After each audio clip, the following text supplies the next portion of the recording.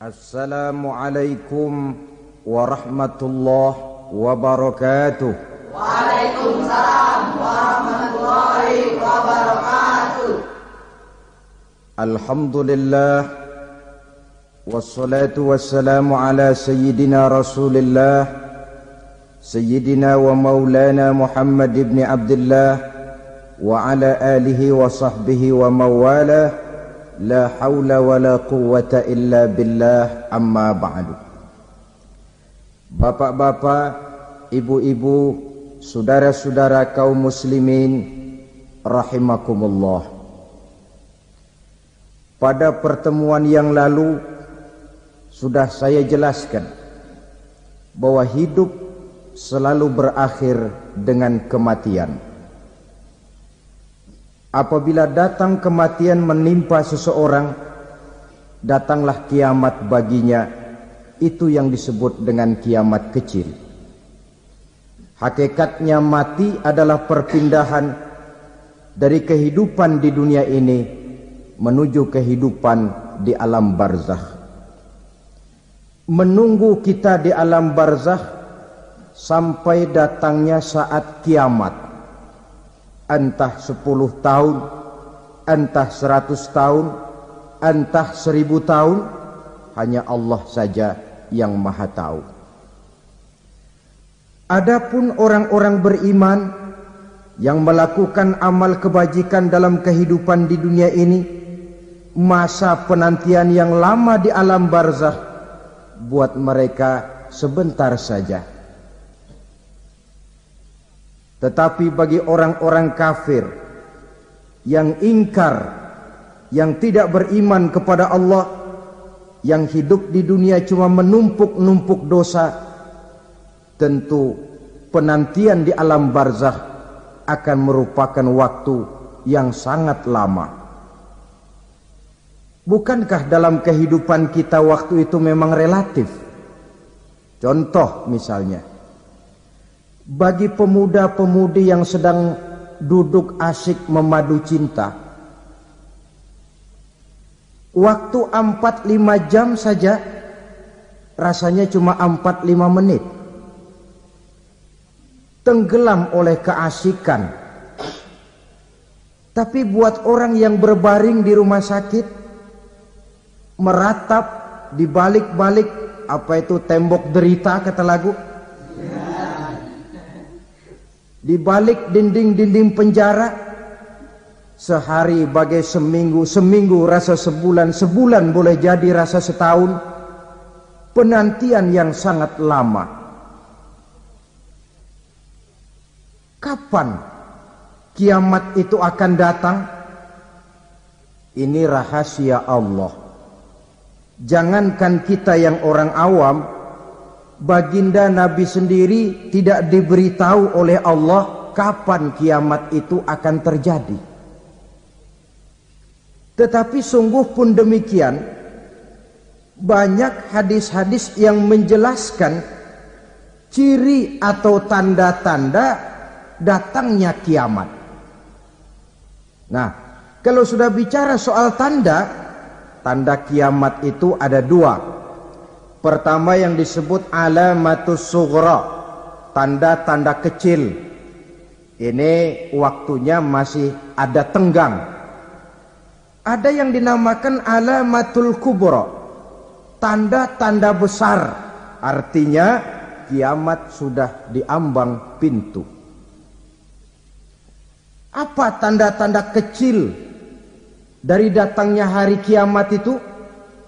Misalnya kata Nabi, apabila ilmu sudah diangkat oleh Allah, artinya apabila ulama sudah banyak wafat, minat orang belajar agama berkurang, lalu kebodohan nampak merajalela di mana-mana, zina dikerjakan secara terbuka, minuman-minuman keras jadi kebanggaan.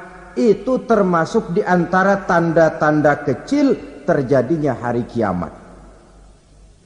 Apalagi misalnya iza waladatil ammatu rabbataha, apabila budak sudah melahirkan tuan. Apa maksudnya? Ada yang mentafsirkan apabila anak sudah bisa membudaki orang tuanya.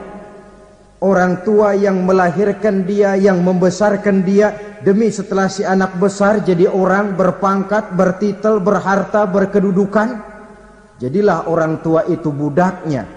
Sehingga sering dibilang kalau orang tua kaya, anak jadi raja. Tapi kalau anak yang kaya, orang tua sering jadi budak. Apalagi munculnya fitnah yang bergelombang, timbul perang antara dua bangsa yang besar, waktu berjalan terasa sangat pendek sekali. Itu merupakan tanda di antara tanda-tanda kiamat. Termasuk di dalamnya sulit membedakan mana laki, mana perempuan. Kan kalau tanda-tanda kayak begini sekarang sudah banyak kita lihat kan? Ulama banyak wafat, penggantinya sulit. Zina dikerjakan berterang-terangan, minuman keras jadi kebanggaan. Banyak anak membudaki orang tuanya, sulit membedakan mana laki mana perempuan. Kadang-kadang dari belakang kita lihat perempuan bener, begitu kita colek nengok jenggotan.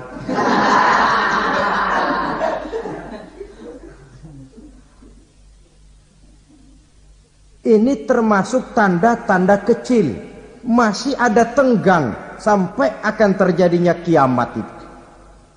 Nah, yang dimaksud dengan tanda-tanda besar, ini tanda besar artinya kiamat sudah di ambang pintu. Pertama, matahari terbit dari sebelah barat. Apabila matahari sudah terbit dari arah sebelah barat, tertutuplah sudah pintu taubat. Bersabda Nabi kita, la taqumus sa'atu hatta tatlu'a syamsu min maghribiha. Tidak akan datang hari kiamat sampai matahari terbit dari arah sebelah barat. Fa iza tala'at, manakala matahari telah terbit dari arah sebelah barat, wara'ahan nasu, manusia banyak menyaksikan itu, amanu ajma'un, mereka pun lalu beriman. Yang tadinya kafir, yang tadinya ingkar, yang tadinya membangkang, setelah melihat matahari terbit dari sebelah barat, buru-buru beriman, berlomba-lomba mengucap dua kalimat syahadat. Tapi apa yang terjadi?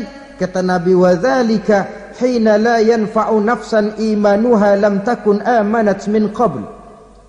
Hari itu adalah hari yang iman sudah tidak berguna lagi bagi seseorang apabila sebelumnya memang dia tidak pernah beriman.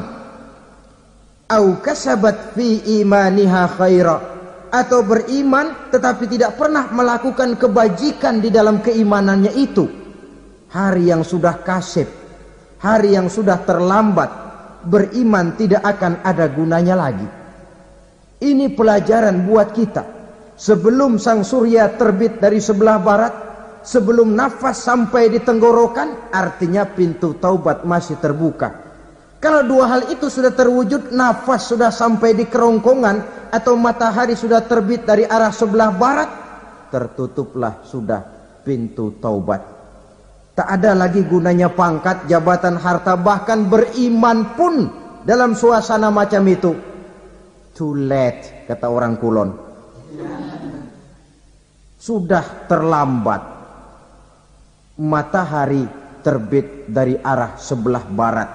Itu tanda besar, artinya kiamat sudah di ambang pintu. Lalu apalagi tanda besar? Munculnya Dajjal. Dajjal artinya pendusta-pendusta yang menyesatkan manusia. Ada dua macam Dajjal, saudara.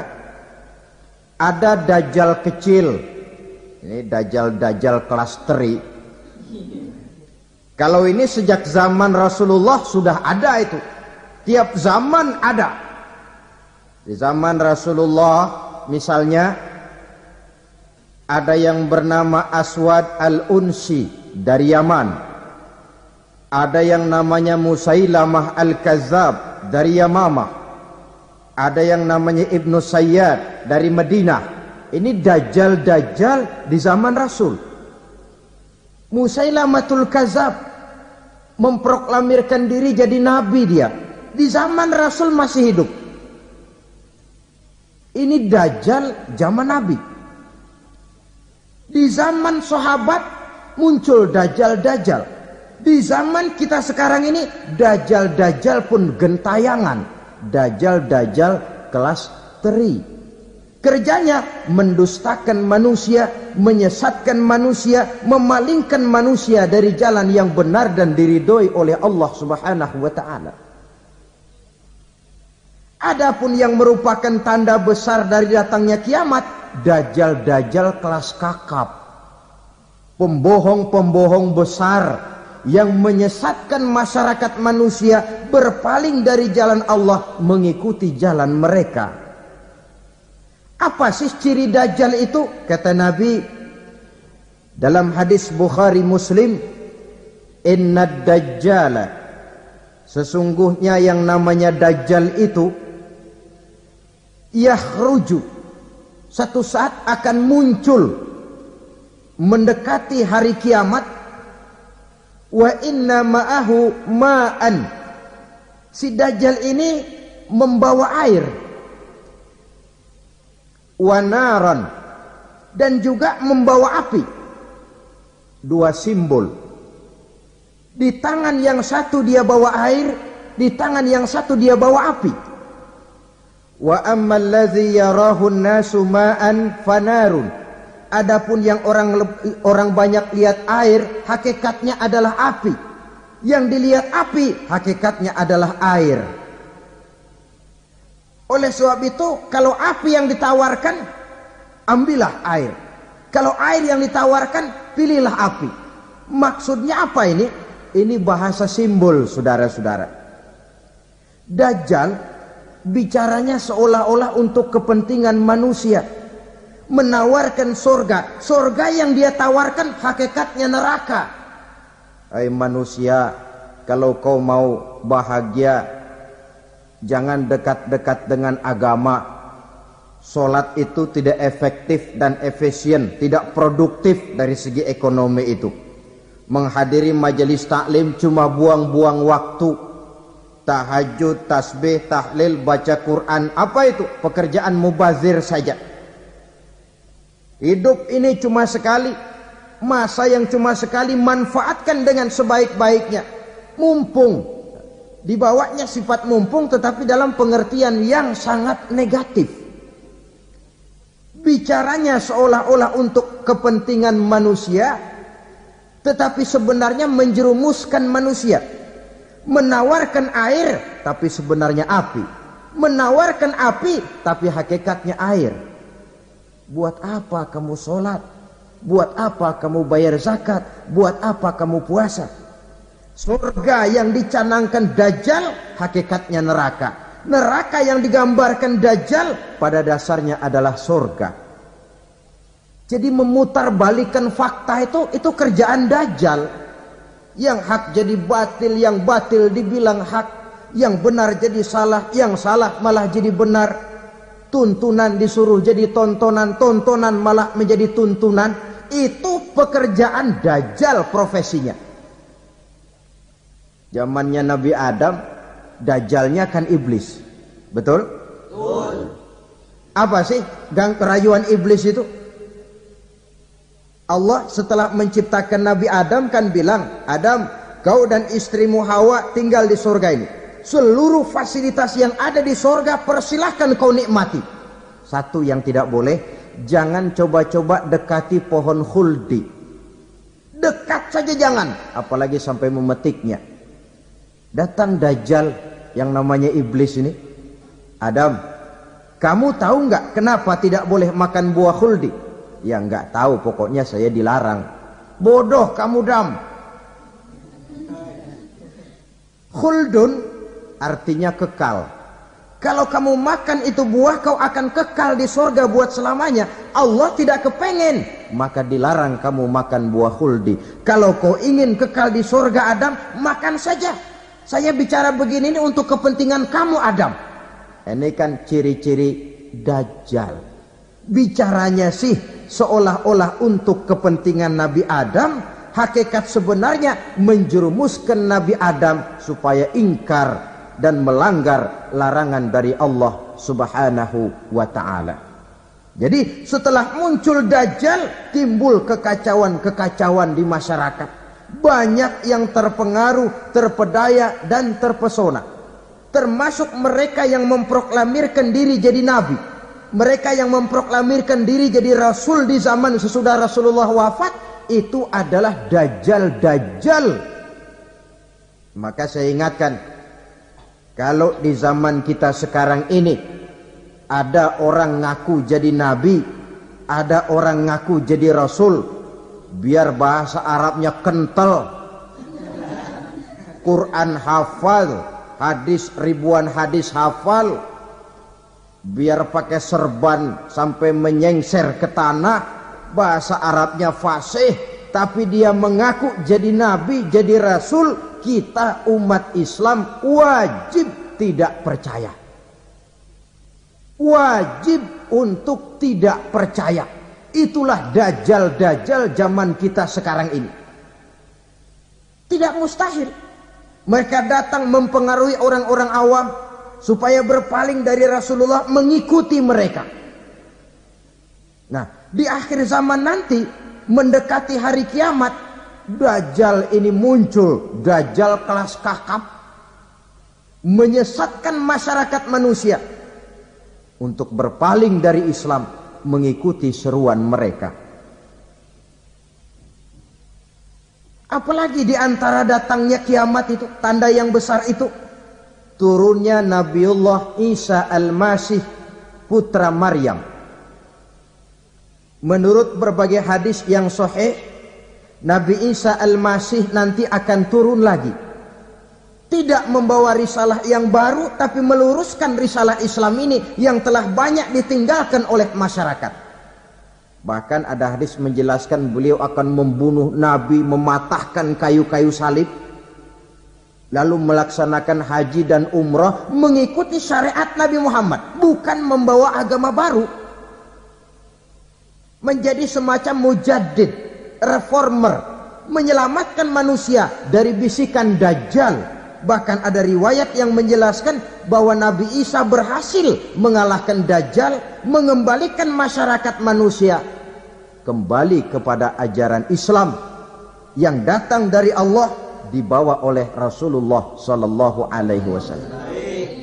Dengan kata lain, turunnya Nabi Isa bukan sebagai nabi dan rasul baru, tetapi mengikuti syariat Nabi kita Muhammad sallallahu alaihi wasallam.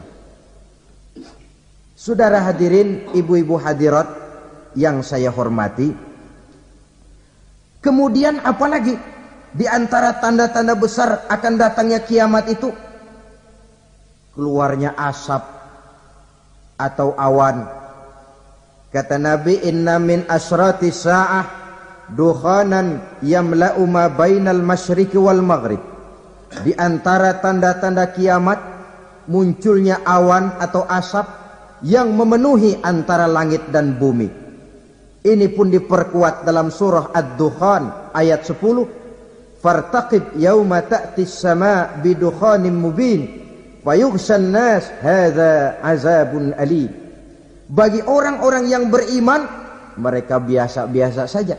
Tapi bagi orang kufur, datangnya asap dan awan ini merupakan azab yang kelewat pedih. Barangkali sedikit mendekati gambaran tentang azab yang pedih ini, saya ingatkan alam pikiran kita kepada peristiwa yang belum lama terjadi. Pernah dengar berita bocornya reaktor nuklir di Chernobyl, Uni Soviet? Pernah dengar? Nah. Bocornya reaktor nuklir di Chernobyl yang mengakibatkan ratusan bahkan sangat mungkin ribuan nyawa. cuma satu reaktor. Bagaimana kalau seluruh cadangan nuklir yang dimiliki oleh para negara adik kuasa ini diledakkan? Bahkan yang konon menurut catatan, cadangan nuklir yang dimiliki bersama oleh Amerika dan Rusia sekarang ini sudah sanggup memusnahkan 6 miliar manusia. 1,5 kali lebih banyak dari jumlah manusia yang nongkrong di permukaan bumi ini. Saudara-saudara hadirin yang saya hormati, lalu saat mendekati hari kiamat, apalagi tandanya? Setelah Nabi Isa wafat, pada saat turunnya yang kedua kali, lalu Allah meniupkan angin sejuk. Semua orang-orang beriman, orang-orang baik wafat, sehingga penghuni bumi ini cuma tinggal lagi terdiri dari orang-orang kafir. Tidak ada lagi di bumi ini yang bisa mengucapkan Allah. Sehingga dalam hadis qudsi itu ada keterangan, innallaha azza wa jalla yaqulu li Israfil. Allah pernah pesan kepada malaikat Israfil, kata Allah, Israfil, iza sami'ta qailan yaqul Allah Allah fa akhirin nafakh 40 sanatan ikraman liqailiha. Hai Israfil, apabila kau dengar di permukaan bumi masih banyak orang yang mengucapkan Allah Allah, maka tunda sangkakala kiamat itu 40 tahun. Untuk apa? Ikraman liqailiha, menghormati orang yang mengucapkan Allah Allah itu. Wah, jadi karena sekarang masih banyak yang mengucapkan Allah, besar hatilah kita, masih jauh kiamat itu. Tapi jangan lupa, kiamat pribadi, kiamat kecil itu yang gak kita sangka-sangka. Ajal datang mencabut nyawa, itu kiamat pribadi. Dan itu yang pasti kita hadapi. Dan itu yang membuat kita tidak boleh bersikap main-main di dalam kehidupan sekarang ini. Saudara hadirin yang saya hormati, tidak ada lagi orang-orang muslim. Seluruh penduduk dunia ini kafir. Lalu terciptalah struktur sosial yang berlandaskan prinsip hidup semau gue. Bakal terjadilah prinsip di mana yang kaya menyantap yang miskin, yang kuat menindas yang lemah. Hidup sudah bagaikan di rimba belantara. Berlaku hukum rimba. Siapa yang kuat dia yang menang. Siapa yang lemah menjadi mangsa. Timbul kekacauan. Maksiat merajalela. Munkarat menjadi-jadi. Sehingga isi bumi ini penuh dengan segala macam perbuatan dosa. Tidak ada perlunya lagi alam diperpanjang temponya. Datang saat yang sudah dijanjikan oleh Allah Azza wa Jalla, maka terjadilah yang disebut kiamat kubra, kiamat besar, kiamat hancur-hancuran. Bagaimana kejadian ini dimulai? Dalam surah Az-Zumar ayat 68, Allah Subhanahu wa taala berfirman, wa nufikha fis suri fasa'iqa man fis samawati wa man fil ardi illa man sya'allahu. Maka manakala ditiuplah sangkakala, terkejutlah seluruh yang ada di langit dan seluruh yang ada di bumi. Bila saat kiamat datang, Allah perintah malaikat Israfil, Israfil, tiup sangkakalamu. Ditiuplah sangkakala oleh malaikat Israfil. Yang akibat daripada tiupan itu, seluruh yang ada di langit, seluruh yang ada di permukaan bumi terkejut. Yang ada di langit siapa? Malaikat kan. Bayangin aja kalau malaikat kaget, apalagi kita. Terkejut seluruh makhluk yang ada di bumi, yang ada di langit mendengar suara sangkakala itu. Bunyinya tidak sanggup kita bayangkan dahsyatnya. ledakan nuklir, ledakan neutron, belum apa-apa ketimbang bunyi sangkakala malaikat Israfil ini. Nah, lalu mendengar bunyi sangkakala ini, gemparlah makhluk, kacaulah alam. Bumi gempa, planet-planet bertabrakan, gunung meletus, air laut tumpah ke darat, angin topan bertiup, halilintar menyambar. Lalu semua yang bernama hidup mati total. Mati bareng tanpa persiapan. La haula wala quwata illa billah. Saya kadang-kadang dalam tafakur bermohon, ya Allah, mudah-mudahan saya enggak nemuin kiamat beneran. Ngeri. Tidak bisa kita bayangkan macam apa suasana seperti itu. Allah saja banyak memberikan gambaran, misalnya Al-Qari'ah, wa mal qari'ah, wa ma adraka mal qari'ah. Kejadian yang menggemparkan. Tahukah kamu apa kejadian yang menggemparkan itu? Yauma yakunun nasu kal farasil mabsus wa takunul jibalu kal ihnil manfus. Pada saat itu manusia berterbangan bagai kupu-kupu. Gunung berterbangan seperti kapas ditiup angin. Gunung saja macam kapas, konon lagi manusia.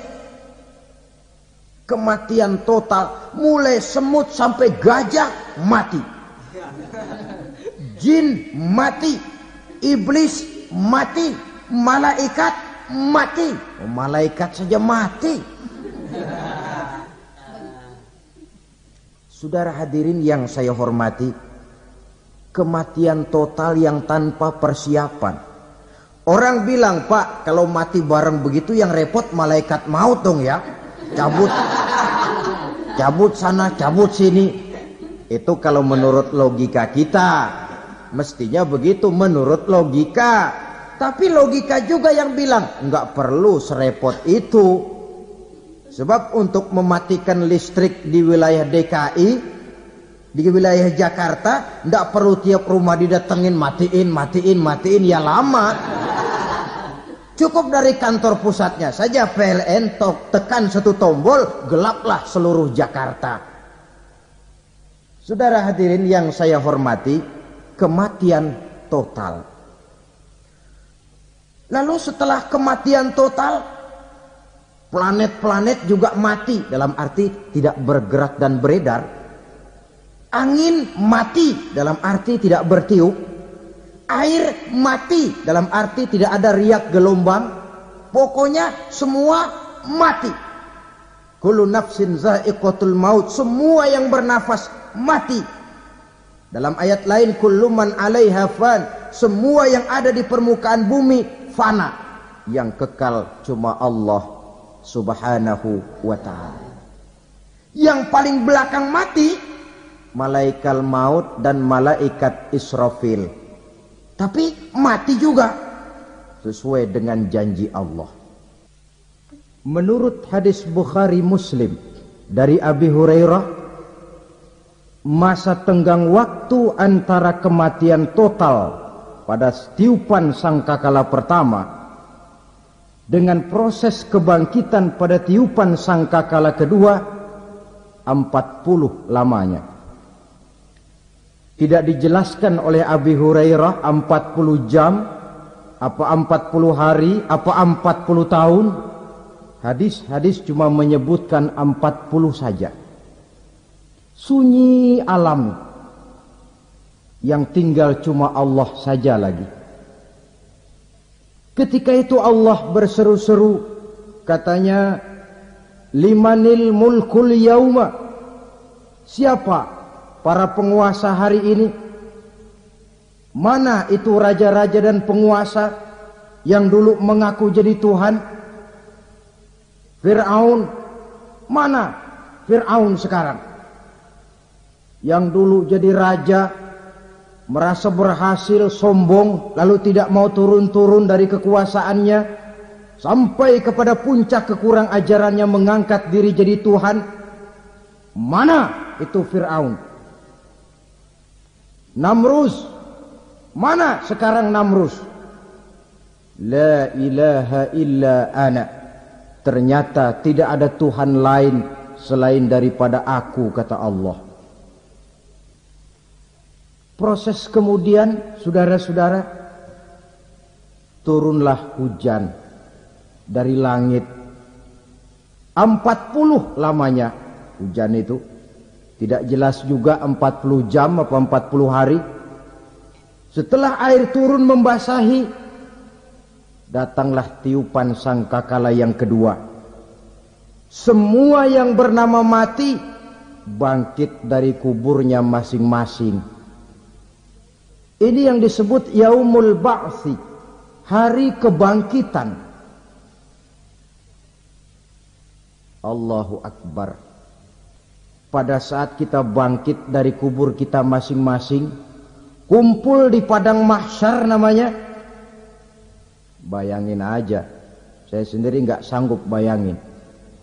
Manusia sejak zaman Adam sampai zaman kiamat kumpul bareng di tempat sama.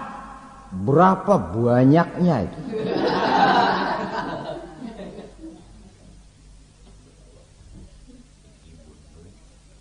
Dan yang luar biasa menurut satu riwayat, pada saat bangkit itu, Masya Allah, roman muka kita berubah. Disesuaikan dengan amalan kita waktu di dunia ini. Barang siapa yang waktu di dunia amalannya itu amalan tikus, di akhirat nanti dia bangkit dari kubur, mukanya seperti muka tikus. Gagah betul badannya, tapi mukanya seperti tikus. Kenapa? Amalannya waktu di dunia seperti amalan tikus. Apa amalan tikus itu? Suka ngegeragoti barang yang sudah disimpan rapi-rapi. Orang sudah simpan uang rapi-rapi, simpan perhiasan rapi-rapi, digeragoti oleh tikus. Maling-maling, pencoleng-pencoleng, koruptor-koruptor. Itu nanti di akhirat nanti kita lihat mukanya seperti muka tikus. Oh ini waktu di dunia suka nyolong, mukanya seperti muka tikus. Barang siapa yang waktu di dunia ini amalannya itu amalan macan, dia akan bangkit nanti mukanya seperti muka macan. Apa amalan macan? Macan itu amalannya menang-menangan. Orang yang mau menang saja nggak mau mengalah. Coba lihat di hutan. Kenal hutan nggak? Di hutan, raja hutan di mana-mana pasti macan. Betul kan? Betul. Padahal hutan belum pernah bikin pemilihan umum. Tapi macan tidak peduli ada pemilihan umum apa tidak, pokok saya raja. Sebab apa? Macan jadi raja itu bukan karena benar, tapi karena kuat jadi raja. Setelah dia jadi raja, rakyat hutan yang mesti dilindungi malah dimakan oleh raja macan. Kambing rakyat hutan dimakan oleh macan. Ayam rakyat hutan dimakan oleh macan. Itu nanti kita lihat di akhirat itu mukanya seperti muka macan, gagah betul. Lalu barang siapa yang di dunia ini amalannya itu seperti amalan anjing, nanti dia punya muka seperti muka anjing. Apa amalan anjing? Pertama, anjing itu kalau disuruh jaga rumah, dia tidak bisa membedakan mana maling, mana tamu. Biar yang datang maling, kalau bawa tulang, anjing kalem. Yang kedua, anjing itu akan setia kepada siapa saja yang memberinya roti. Siapa yang memberinya roti, itulah majikannya. Apa kata majikannya pasti dia laksanakan. Soal benar atau salah dia tidak peduli. Setelah anjing dapat roti, dia tidak punya pilihan lain kecuali bilang, abdi mah kumaha juragan wae ayeuna mah.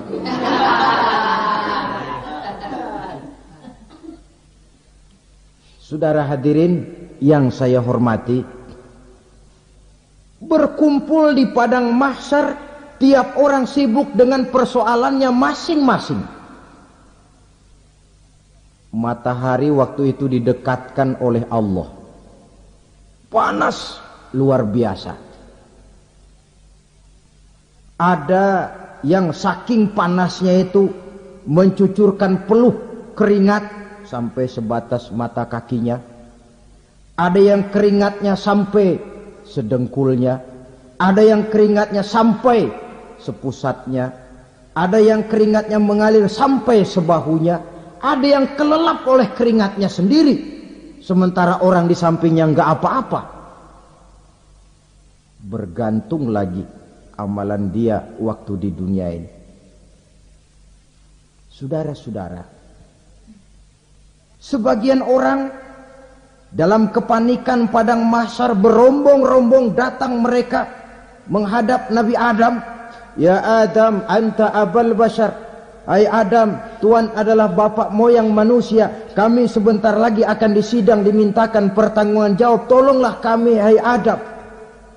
Kata Nabi Adam, jangankan nolongin sampean, saya sendiri tanggung jawab di hadapan Allah ketika dulu tidak boleh makan khuldi, saya serobot.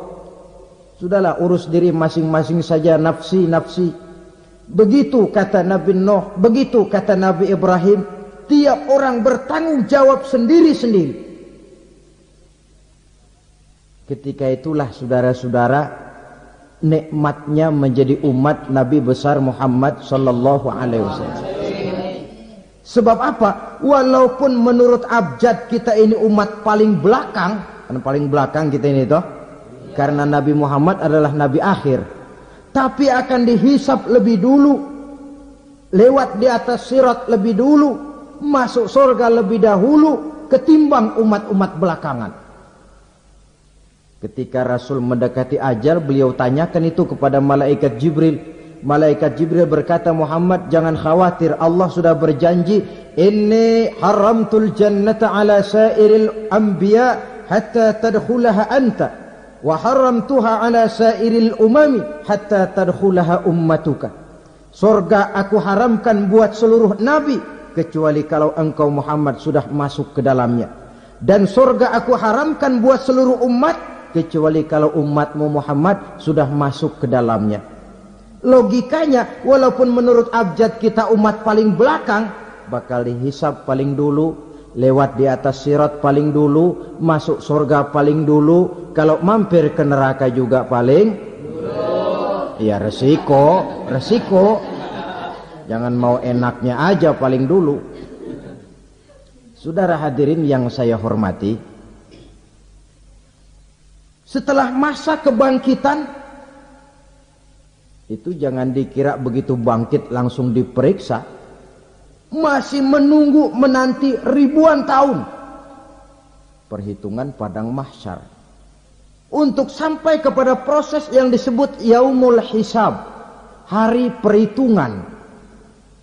Seorang demi seorang bakal dipanggil. Bayangkan saja, kita se-RT saja di absen, kadang-kadang perlu waktu lama. Ini manusia sejak zaman Nabi Adam sampai datang hari kiamat, satu demi satu disidang di hadapan Qadhi Rabbul Jalil. Status sosial copot sudah waktu itu. Yang pernah jadi hartawan di situ tidak lagi kelihatan kehartawanannya. Yang pernah jadi jenderal tidak lagi dipanggil jenderalnya. Yang ustadz tidak lagi dipanggil al-mukarramnya. Seluruh status sosial selesai. Dipanggillah kita seorang demi seorang menghadap Qadhi Rabbul Jalil. Bagaimana proses penghisaban itu? Pertama proses tanya jawab. Di antaranya ada hadis menyatakan lan tazula qadama 'abdin yaumal qiyamah hatta yus'ala an arba'i khisalin. Besok di hari kiamat tidak akan bergeser telapak kaki seorang hamba sampai dia ditanya lebih dulu tentang 4 persoalan. Tentang ilmunya. Kemana ilmu itu diamalkan? Tentang umurnya. Di mana umur itu dihabiskan? Tentang masa mudanya. Kemana masa muda itu dipakai? Tentang hartanya. Dari mana harta itu didapat dan kemana harta itu dibelanjakan. Ini termasuk proses tanya jawab. Jadi kalau istilah pengadilan dunia, nama Fulan bin Fulan. Kamu waktu di dunia diberikan umur panjang untuk apa? Pernah mengalami masa muda, kemana kau habiskan masa remajamu? Kau diamanahkan ilmu, dengan apa ilmumu kau amalkan? Kau diberikan harta, dari mana harta kau dapat, kemana kau belanjakan? Tak seorang pun yang bisa mungkir. Sebab apa? Dikala itu yang menjadi saksi bukan orang. Yang menjadi saksi adalah seluruh anggota badan kita. Tangan bicara, kaki jadi saksi terhadap seluruh amalan yang pernah kita kerjakan pada saat kehidupan di alam dunia ini. Selesai proses tanya jawab, lalu diperlihatkan buku catatan kita waktu hidup di dunia ini. Jangan lupa Allah itu menyiapkan 2 superkomputer kepada kita. Sebelah ditempelin sebelah kanan, yang sebelah tempelin di sebelah kiri. Komputer itu namanya Raqib dan Atid. 2 malaikat yang apabila baik kita lakukan, refleks saja akan menulis kebajikan kita. Jahat kita kerjakan, akan tertulis. Catatan itu nanti diperlihatkan kepada kita. Waduh, alangkah malunya pada saat diperlihatkan catatan kita, buku rapot kita merah melulu. Barangkali diperiksa sambil diomelin, brengsek lo. Buku merah melulu begini, bagaimana waktu hidup di dunia? Tidak cukup diperlihatkan buku catatan kehidupan, rekaman kehidupan. Rekaman kehidupan kita secara utuh sejak terlahir sampai ajal datang merenggut nyawa. Barangkali mirip dengan video sekarang ini, di mana terekam dengan baik seluruh kegiatan kita sejak yang sekecil-kecilnya sampai kepada yang sebesar-besarnya. Untuk kemudian kita pun menerima balasan. In khairan fa khairun wa in syarran fa syarrun. Kalau baik ya baik balasannya, kalau jahat ya jahat juga balasannya. Catatan-catatan kita diberikan. Kalau banyak kebajikannya diberikan di tangan kanan dengan cara yang halus. Kalau banyak kejahatannya diberikan dari sebelah kiri atau dilempar dari belakang. Itulah sebabnya sejak di dunia ini kita sudah mohon kepada Allah. Ketika berwudu membasuh tangan kanan, apa kita bilang? Allahumma a'tini kitabi biyamini wa hasibni hisaban yasira. Ya Allah, berikan saya kitab di tangan kanan, dan kalau saya memang perlu dihisab, hisablah saya yang seringan-ringannya. Tangan kiri berlindung kita kepada Allah. Jangan sampai diberikan kitab di tangan kiri atau dari arah sebelah belakang. Wa a'udzubika an tu'tiya kitabi bishimali aw min wara'i zuhri, dari arah sebelah belakang. Na'udzubillah min dzalik. Setelah selesai lewat proses penghisaban, lewat mizan, timbangan, maka yang sudah selesai dihisab itu bergeraklah menuju sirat, jembatan yang terbentang menuju surga melalui neraka. Saudara-saudara, panjangnya perjalanan sirat itu memakan waktu ratusan tahun. Tetapi orang yang lewat di atas sirat pun macam-macam, bergantung amalannya ketika di dunia ini. Ada yang lewat di atas sirat itu kal barkil khatib, seperti kilat yang menyambar, lep, sudah sampai dia di surga. Cepat bukan main. Ada yang lewat di atas sirat itu seperti orang lari-lari. Ada yang lewat di atas sirat itu seperti orang jalan biasa.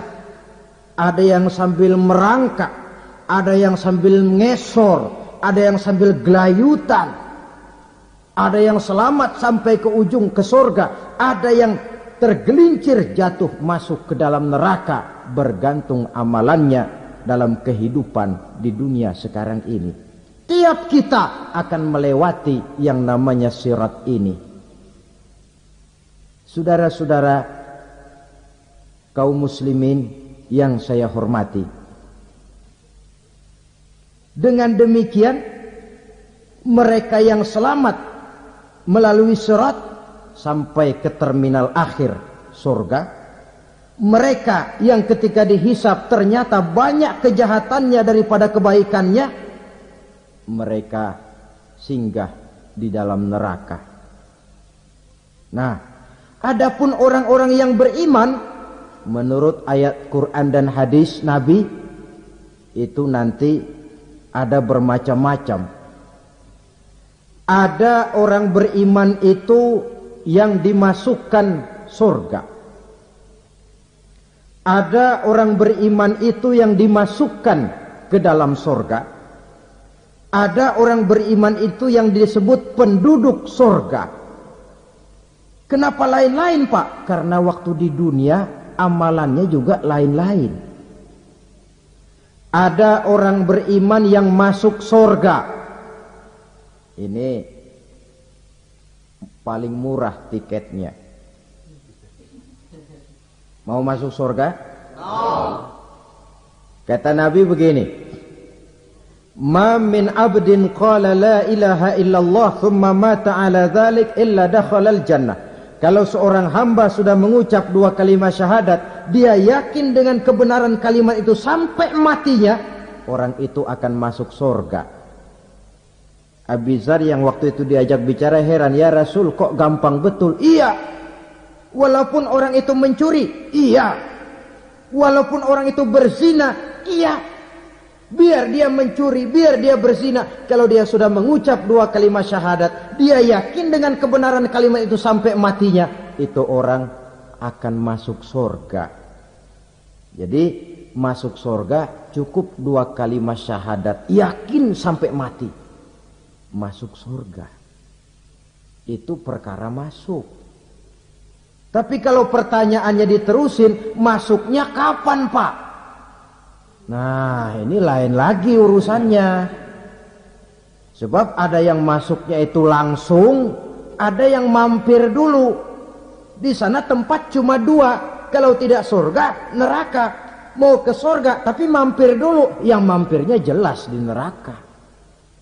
Kenapa? Dalam hadis qudsi ada riwayat, nanti itu di akhirat, setelah Allah selesai mengatur penduduk surga masuk surga, yang neraka masuk neraka, Allah berkata kepada malaikat Malik, malaikat Malik, labaik ya Allah, itu bajingan-bajingan tengik, manusia-manusia durjana yang waktu di dunia tidak mau sujud, jauh dari ulama, gemar melakukan yang munkarat dan maksiat, hidup di tengah masyarakat selalu jadi bibit keonaran, kufur, sudah masuk neraka semua. Sudah ya Allah. Nah, kalau sudah, coba sekarang kamu masuk, Malik. Saya, iya, masuk neraka. Mau apa ya Allah? Kata Allah, akhriju minan nar man kana fi qalbihi misqala habbatin min khardalin min iman. Kau masuk neraka, cari di dalam neraka orang-orang yang ada imannya walaupun kecil sebesar biji zarah, angkat mereka keluar. Masuk malaikat Malik ke neraka, cari orang yang ada imannya, korek-korek. Ya repot, udah pada gosong. Yang ada imannya diangkat ke atas, yang ada imannya diangkat ke atas. Lalu dimandikan di Nahrul Hayat, namanya sungai kehidupan di akhirat nanti. Cakep lagi rupanya, bersih lagi wajahnya, apel di hadapan Allah. Kata Allah, bagaimana mas? Kapok enggak sampean? Kapok ya Allah. Nah, kalau kapok, idhab fadkhulil jannah. Pergi, masuk surga sana. Berangkat mereka ke surga. Ketemu sama teman-temannya yang udah sampai lebih dulu. Yang enggak pakai mampir lagi. Terjadi dialog. Kata teman-temannya yang udah pada nyampe duluan, mas, iya. Emang baru sampai? Saya baru sampai.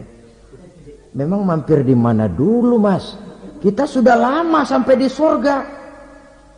Saudara buka surah Al-Muddatsir ayat 34-35. Ma salakakum fis saqar? Kenapa kamu mampir di neraka Saqar? Qalu lam nakum minal musallin. Mereka menjawab, kami mampir di neraka Saqar mas, gara-gara dulunya kami waktu di dunia ndak pernah sholat. Ndak pernah sholat? Ndak pernah. Kan rumahnya dekat masjid, cuma dekat doang mas. Sholat mah enggak saya. Enggak pernah ngasih makan fakir miskin, enggak pernah hadir di majelis taklim, pendeknya enggak pernah melakukan kebajikan, maka saya pun mampir di neraka Saqar. Untung betul saya punya iman mas, sedikit. Waktu hidup di dunia dulu saya pernah mengucap 2 kalimat syahadat. Sekali-kalinya waktu mau kawin. Masya Allah. Untung saja kawin. Kalau nggak kawin polos.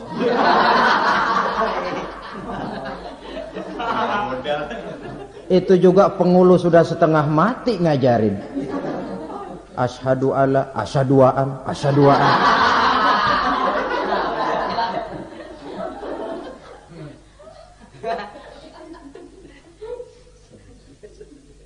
Ini namanya masuk surga, ada mampir dulu.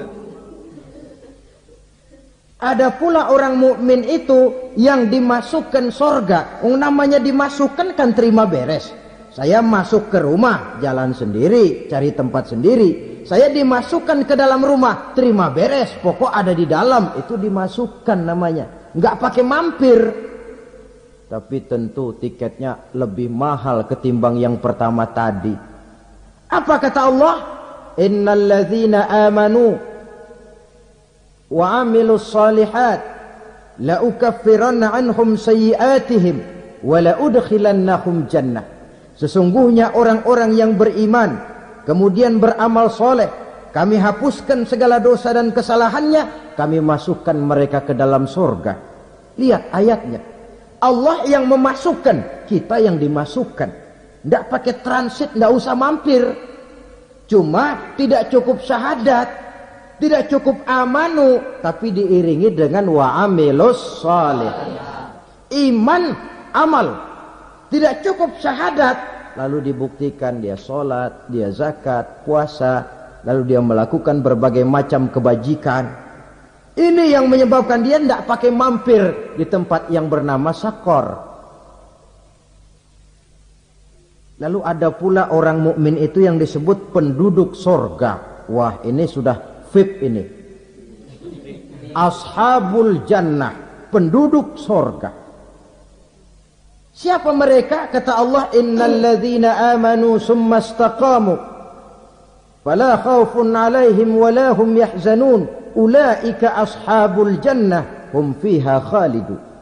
Sesungguhnya orang-orang yang beriman lalu istiqamah, tetap dalam melaksanakan perintah Allah, tidak goyah, tidak labil tapi stabil, istiqamah, mereka tidak takut dan tidak bersedih hati. Merekalah penduduk surga.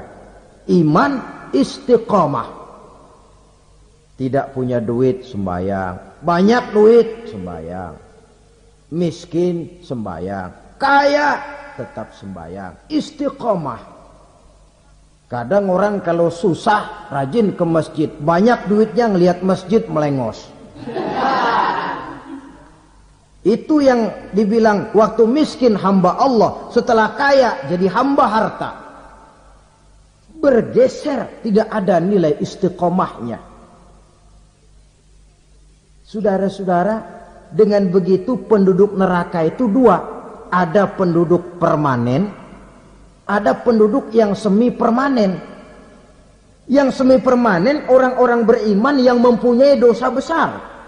Mereka masuk ke neraka untuk menerima azab sesuai dengan dosanya.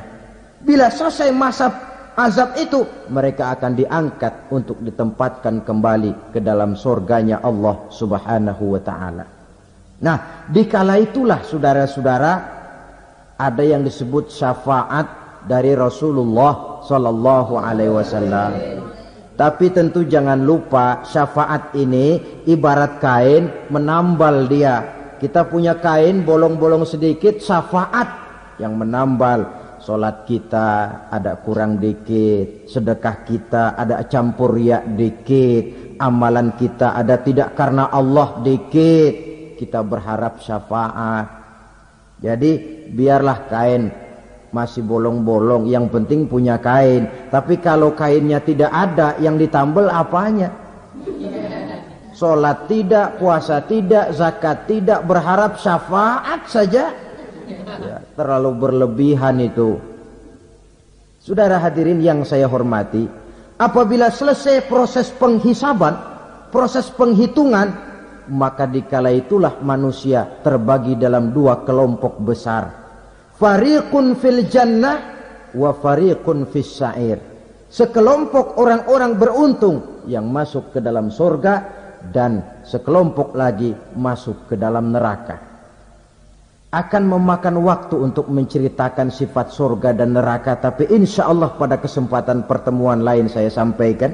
Namun sebagai gambaran umum cukuplah saya sampaikan sebuah hadis qudsi. Allah jelaskan, a'dadtu li'ibadiyas salihin ma la 'ainun ra'at wa la uzunun sami'at wa la khatara fi qalbil bashar. Aku sediakan buat hamba-hambaku yang soleh, yang tidak pernah terlihat oleh mata, tidak pernah terdengar oleh telinga, dan belum pernah terdetik dalam hati manusia. Jadi kenikmatan surga belum pernah dilihat mata, belum pernah didengar telinga, belum pernah terdetik dalam hati. Pedihnya azab neraka belum pernah terlihat mata, belum pernah terdengar telinga, belum pernah terdetik dalam hati. Saudara hadirin yang saya hormati, oleh karena itu sebagai uraian akhir daripada kiamat ini, marilah sama-sama kita memanfaatkan hidup dengan sebaik-baiknya supaya jangan timbul penyesalan di hari kemudian nanti.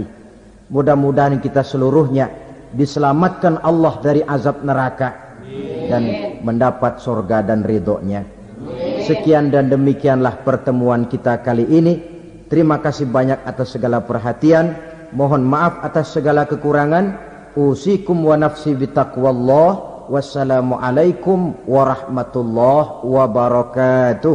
Waalaikumsalam warahmatullahi wabarakatuh.